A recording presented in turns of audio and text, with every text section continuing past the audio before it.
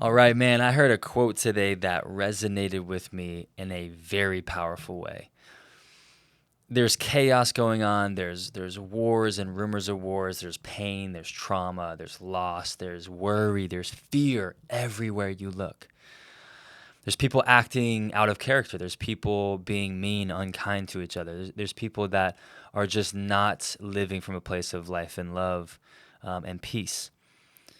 The quote that I read was this: many people want to change the world.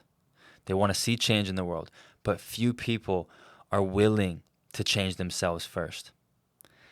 That quote, wow, rocked me because I know that quote to be true. I've seen it true in my own life.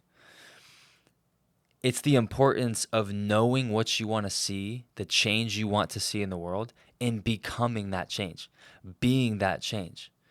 I used to question why people would say things or do things or act in certain ways that just didn't make sense to me. And I've done things, I've acted in ways, I've said things, I've lived in such a way that if my entire world reflected myself in that moment, it wouldn't be a very, it wouldn't be a very great place to live. It'd be selfish, it'd be self-centered, it would be short-sighted, it would be short-tempered. But things are shifting. I am awakening to this idea of how my internal state, my world, my inner world actually affects the outer world. How I am living, what state of being I am in actually affects the outside world. So if I want to have a more loving world, I got to be a more loving person. If I want to experience a more peaceful world, a more patient world where people actually give people the benefit of the doubt and trust people again and just are just well-intentioned people. I got to be that guy first. I have to actually embody that for it to change the world. So I don't know who said it. It was a Michael Jackson, like the man in the mirror. Like change starts with the man in the mirror. Change starts with the woman in the mirror.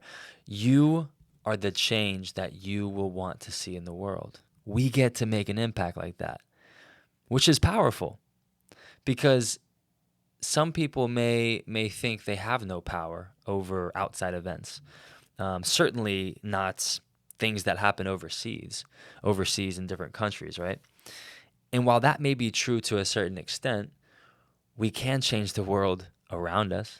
We can change the community, the relationships that we see, and we have on a daily basis. We can change the way we actually have a relationship with ourselves, with God.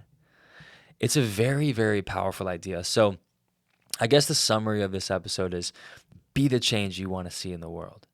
If you see a need, if you see an opportunity, be the change, be the solution, be the thing that actually fulfills that desire that you have to see the world change in a beneficial way. That's what it's about. That's why being fit for life matters. That's why becoming your fullest, wholest, most healthiest and loving and patient and strongest self is so important. Because the world needs you. The world needs the person you are.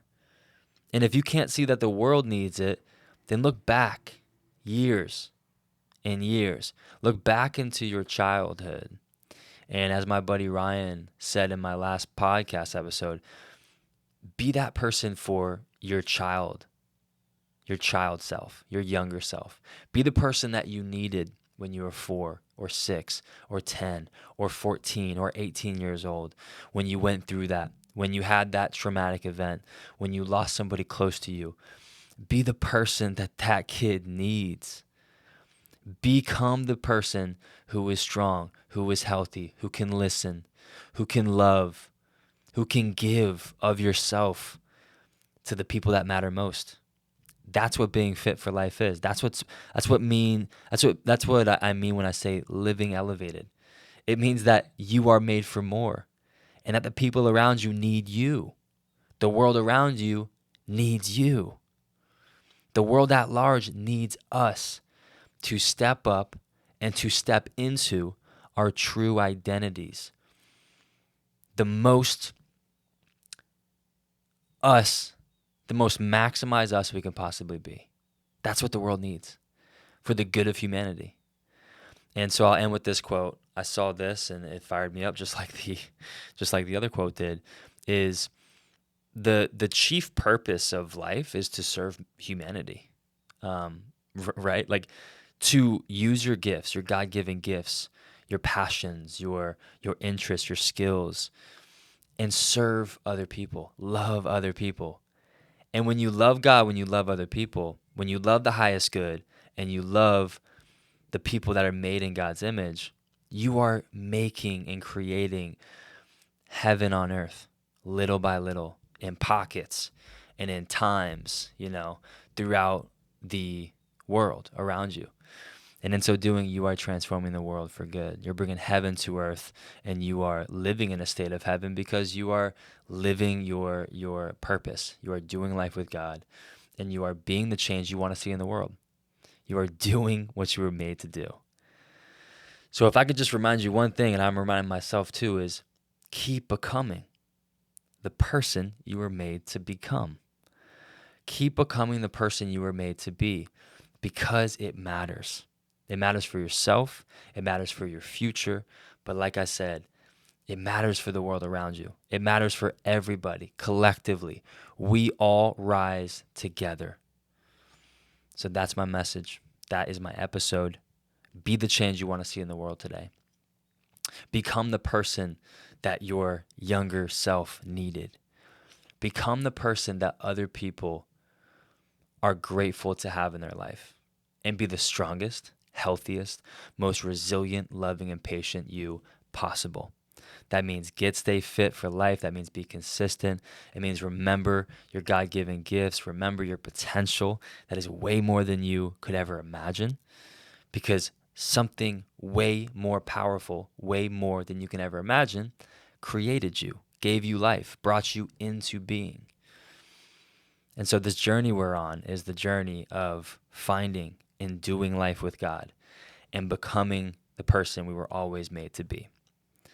So that said, I love you. Thank you for listening, watching. Until next time, live elevated and get and stay fit for life. Be the change in the world. Peace.